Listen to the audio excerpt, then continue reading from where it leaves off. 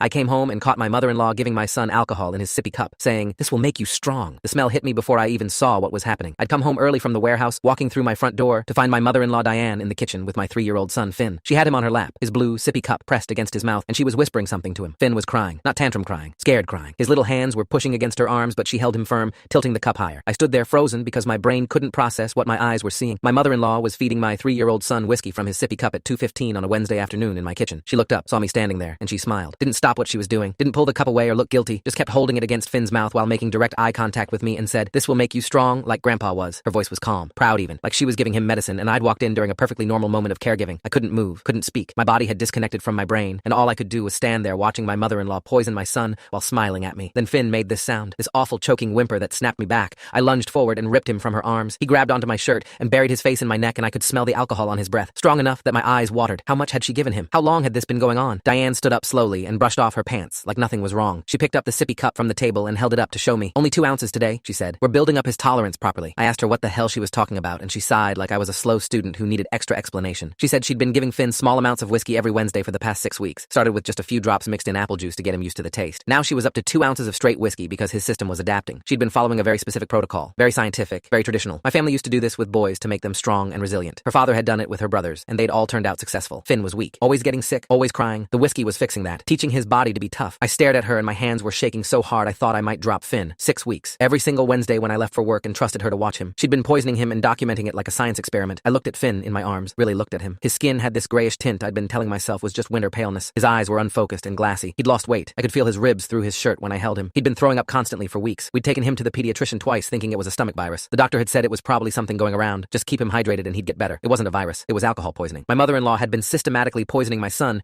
and we'd been taking him to doctors who told us it was normal childhood illness. Diane was still talking, explaining her methods like she was giving me a recipe. She said modern parents were too soft, too afraid of letting children experience discomfort. That's why this generation was weak. Her generation understood that you had to harden children early, build their tolerance to pain and sickness and discomfort. The whiskey was just the first step. There were other traditional methods she'd planned to introduce once his alcohol tolerance was established. She said it so casually, like there was a whole curriculum of abuse she'd mapped out for my son. I told her I was calling 911 and she laughed, actually laughed. Then she pulled out her phone and held it up to show me her screen. And what happened next changed everything. Full story is linked below or on my channel.